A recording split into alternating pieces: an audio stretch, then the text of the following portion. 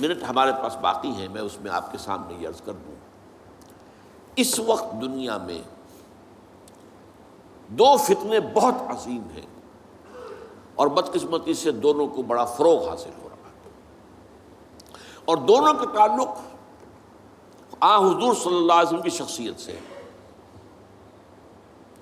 ایک ہے ختم نبوت کی مہر توڑنے والا فتنہ، نئی نبوت کا دعویٰ۔ یہ ہمارے اس دور میں کچھ عرصے پہلے ایران میں ایک شخص بہاء اللہ اٹھا، اور بہائی آج بھی دنیا میں موجود ہے، اور مسلمان ممالک میں موجود ہیں، اور ان کے جو ہے وہ اپنے دفاتر ہوتے ہیں، ان کے جو ہے لائبریریز ہوتی ہیں، ان کے ریڈنگ رومز ہوتے ہیں، اور ویسٹ میں تو بہت بہاء اللہ بہائی، یہاں تو آپ زیادہ واقف ہیں۔ لیکن اس کے بعد جو بہت بڑا فتنہ اس وقت ہے، جسے مسلسل فروغ حاصل ہو رہا ہے ابھی، اور اسے وہ اپنی صداقت کے دلیل کے طور پر استعمال کر رہے ہیں، کیونکہ پوری مغربی دنیا ان کے پشت پر ہے، وہ ہے قادیانیت کا فتنہ۔ پوری مغربی دنیا آج آپ کو معلوم ہے پورا مغرب لفظ جہاد سے کانپتا ہے، جہاد کو گالی بنا دیا، جہادسٹ، یہ گویا کہ ان کے نزدیک کسی کو کنڈیم کرنا ہو تو جہادسٹ ہے یہ۔ تو یہ جہاد، اس جہاد یعنی قتال کی نفی کی تھی غلام احمد قادیانی نے، اسی لیے انگریزوں کا چہیتا بنا تھا، اس لیے کہ ظاہر بات ہے کہ ہندوستان میں انگریز آ تو گیا تھا، لیکن اس نے یہ نوٹ کر لیا تھا کہ مسلمانوں کے اندر تو جراثیم موجود ہے بغاوت کے، مسلمانوں نے دل سے ہمیں تسلیم نہیں کیا، اس کی وجوہات تھی۔ ایک بات تو یہ تھی کہ مسلمانوں سے تو تم نے حکومت چھینی، ہندو تو پہلے مسلمان کا غلام تھا، اب تمہارا ہو گیا، تو ہندو کے لیے تو معاملہ چینج آف ماسٹرز کا تھا، آقا بدل گئے، یہ تو نہیں کہ وہ حاکم سے محکوم بنایا گیا ہو، جبکہ مسلمان حاکم سے محکوم بنائے گئے تو ان کے اندر تو لازماً ایک بدلہ لینے کا جذبہ، انتقام کا جذبہ، اپنا کھویا ہوا مقام حاصل کرنے کا جذبہ جو ہے وہ موجود تھا۔ چنانچہ یہی وجہ ہے کہ حضرت سید احمد شہید بریلوی رحمۃ اللہ علیہ کی تحریک چلی، اگرچہ بہرحال مشیت ایز تھی اور کچھ ان کی بھی اجتہادی غلطی سے وہ ناکام ہو گئے، دنیاوی اعتبار سے بالا کوٹ میں شہید ہو گئے، لیکن یہ ہے کہ اس نے ایک سور پھونک دیا تھا مسلمانوں کے اندر جہاد کا۔ ان کے بعد بھی طویل عرصے تک اس علاقے کے اندر انگریزوں کے خلاف جو ہے وہ جہاد جاری رہا ہے، مسلسل جاری رہا ہے، اور اس کے بعد آپ کو معلوم ہے کتنے ہی علماء تھے جو پھانسی چڑھائے گئے ہیں، جن کو جو ہے کالا پانی بھیجا گیا ہے کہ علماء نے اس کو جو ہے دارالحرب قرار دے دیا، اور دارالحرب کے اندر رہتے ہوئے مسلمان کے لیے فرض ہوتا ہے کہ وہ اس دارالحرب کو جو دارالاسلام بنانے کی جد و جہد کرے۔ یہی وجہ ہے کہ 20ویں صدی کے آغاز تک بھی ہمیں سراغ ملتا ہے وہ ریشمی رومال کی تحریک۔ میرے نزدیک جو 14ویں صدی ہجری کے جو مجدد تھے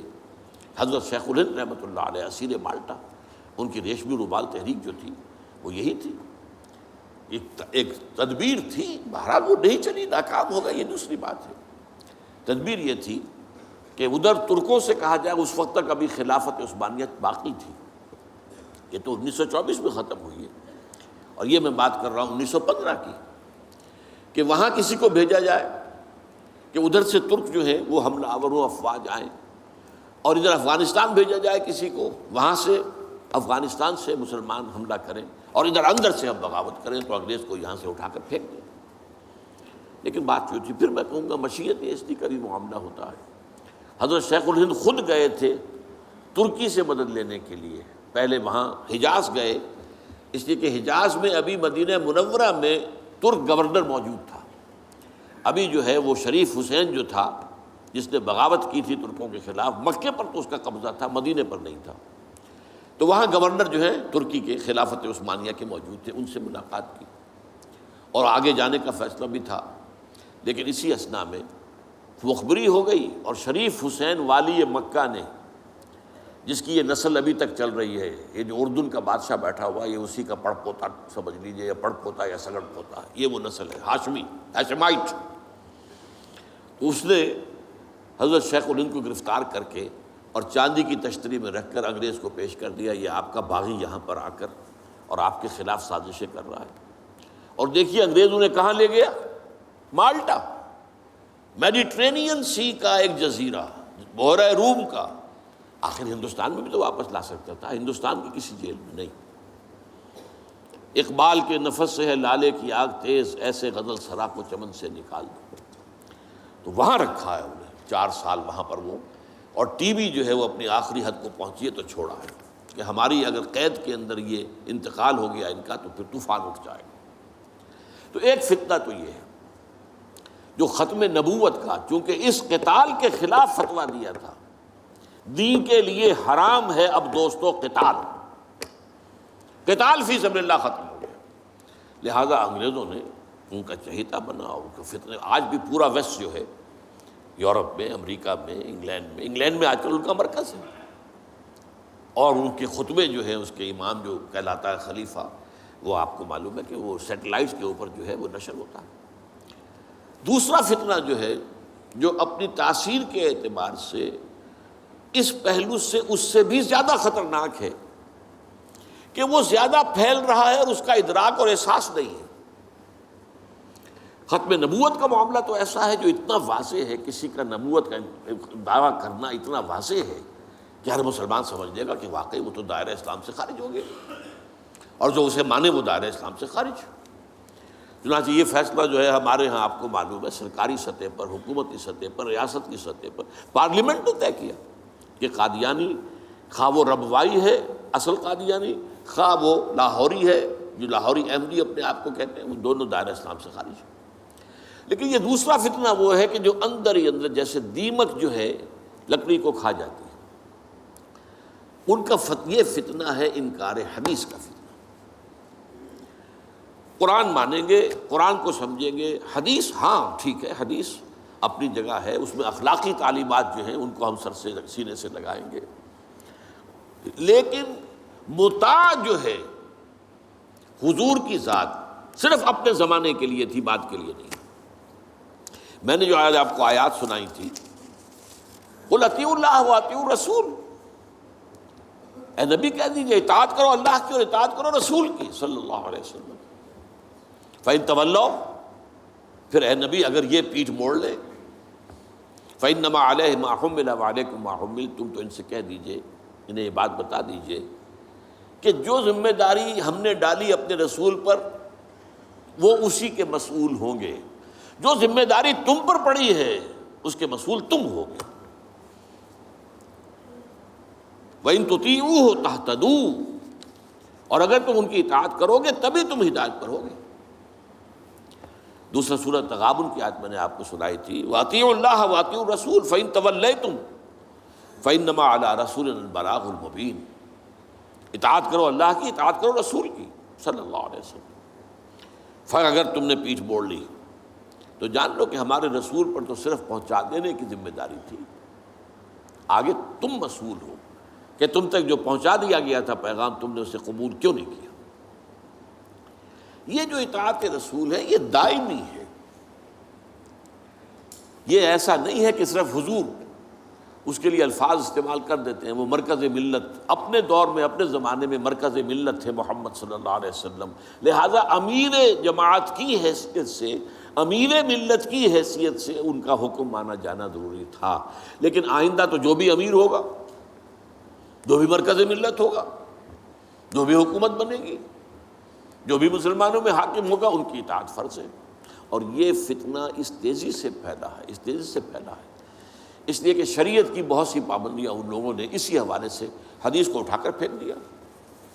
پردہ کوئی شے نہیں ہے، کوئی خاص شے نہیں ہے، پردہ جو ہے یہ تو ایک خاص دور کا کلچر تھا بس۔ اب قرآن مجید کی آیات کی جو ہے وہ غلط تعویلیں کر رہے ہیں، ترجمے غلط کر رہے ہیں۔ اب عام آدمی جو ہے، عام جدید تعلیم یافتہ آدمی جو ہے، اسے کہاں عربی کا پتہ ہے،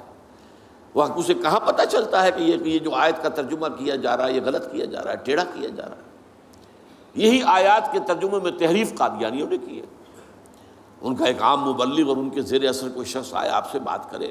آپ ہکا بکا رہ جائیں گے، وہ آیتوں پر آیتیں پیش کرے گا، لیکن ترجمے اس کے غلط کر رہے ہیں۔ آخر وہی آیتیں ہیں جو 1400 برس تھے مسلمان جو ہیں صحابہ سے لے کر اور ہمارے دور تک علماء پڑھتے آئے ہیں، ان کا ترجمہ انہوں نے کیا۔ تو یہاں پر بھی یہ ہے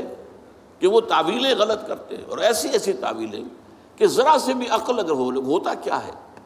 انسان کی مت ماری جاتی ہے۔ کسی خاص معاملے میں آپ کسی شخص سے متاثر ہو گئے،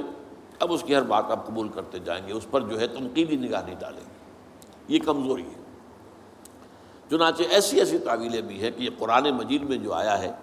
کہ چور مرد ہو یا عورت ہو کے ہاتھ کاٹ دیے جائیں، اس کا مطلب ہاتھ کاٹنا نہیں ہے، تو مولویوں نے خامخواہ غلط بات سمجھی ہے، تو بڑا وحشیانہ فعل ہے۔ اس کا مطلب یہ ہے ہاتھ کاٹ دو، جیسے کہ کبھی والدین کہتے ہیں اپنے بیٹے، بیٹے تم نے تو ہمارے ہاتھ کاٹ دیے، یعنی کوئی معاملہ ایسا ہے کہ تم نے ایسی بات کر دی ہے کہ اب ہمارے پاس کچھ نہیں رہا، کوئی چارہ کاری نہیں، تو گویا کہ تم نے ہمارے ہاتھ کاٹ دیے۔ تو ایسا معاشرہ پیدا کر دو کہ چوری کی ضرورت ہی نہ ہو، بس یہ ہے ہاتھ کاٹ دینا، معاذ اللہ۔ حالانکہ قرآن مجید اس کے بعد کہتا ہے جزاء لما کسبا نکالا من اللہ، یہ جو سزا ہے اللہ کی طرف سے اور ان کے کیے کا کرتوت کا بدلہ ہے، یہ بات کہی جا رہی ہے۔ تو یہ جو ہے ایسا نظام قائم کر دینا، یہ کوئی سزا ہے، یہ کوئی عبرت کی بات ہے، یہ تو بہت اچھی بات ہے۔ لیکن یہ کہ وہ لوگ جو پرویز غلام احمد پرویز، عجیب بات یہ ہے کہ پنجاب نے یہ دو غلام احمد پیدا کیے، غلام احمد قادیانی، غلام احمد پرویز، ایک نے مہر ختم نبوت کو توڑا اور ایک نے حدیث کے بارے میں اور مستقل طور پر سنت رسول کو شریعت کے بنیاد ہونے کی حیثیت سے چیلنج کر دیا۔ اور یہ فتنہ میں آپ سے عرض کر رہا ہوں، آج چونکہ جیسے قادیانیوں کو پوری مغرب کی سپورٹ ہے، ایسے اس فتنے کو بھی، کیونکہ وہ کلیش آف سویلائزیشن میں اسلامی تہذیب کو ختم کرنے کے درپے ہو گئے ہیں، اور اسلامی تہذیب کا اور شریعت کا دار و مدار اکثر و بیشتر تو حدیث پر ہے، سنت پر ہے، لہٰذا وہ دین کی جڑ کاٹنے کے لیے یہ جو انکار حدیث کا فتنہ، یہ استخفاف حدیث کا فتنہ ہے، اس کو سپورٹ کر رہے ہیں۔ اور رینڈ کارپوریشن کی جو سفارشات ہیں ان میں شامل تھا یہ کہ ایسے ماڈرنسٹ کہ جو اسلام کی ایسی تعبیریں کریں جو ہماری تہذیب کے ساتھ مماثل ہو جائیں، تو ان کو سپورٹ کیا جائے اور انہیں خاص طور پر الیکٹرانک میڈیا پر انہیں ایکسپوجر دیا جائے، اور آج یہ ہو رہا ہے پاکستان میں بڑے پیمانے پر۔ تو یہ جو ہے اس اعتبار سے آج زیادہ ضرورت ہے کہ ہم حدیث نبوی کا مطالعہ کریں، تاکہ اس کی عظمت جو ہے وہ ہمارے دلوں میں جاگزیں ہو جائے، اور حضور صلی اللہ علیہ وسلم کے ساتھ ایک محبت کا اشتوا جو ہے رشتہ مضبوط ہو جائے۔ اقول قولی ھذا واستغفر اللہ لی ولکم ولسائر المسلمین والمسلمات۔